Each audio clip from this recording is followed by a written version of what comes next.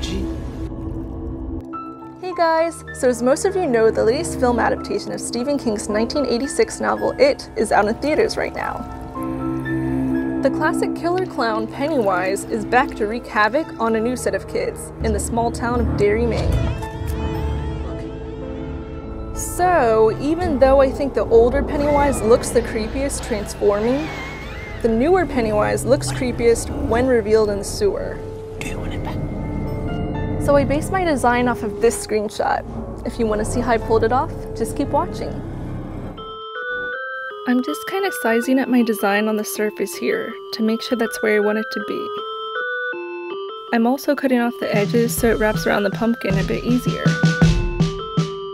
I would recommend that this stencil is printed out this size or larger due to the details.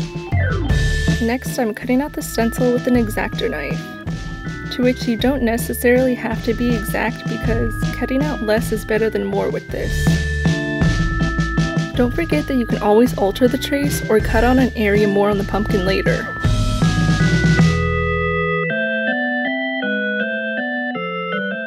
Once you've cut everything out or most of the design, you can tape the stencil where you want it with clear tape. Now trace everything. This is obviously the easiest part of this process.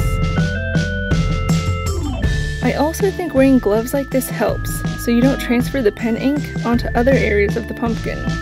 With everything traced, let's get to carving. I traced the bulk of my outline with an Xacto knife to try to keep things as precise as possible. Switch off between carving tools as needed. The Xacto knife works out well with cutting out fine features, like the makeup above the eyes and smile lines.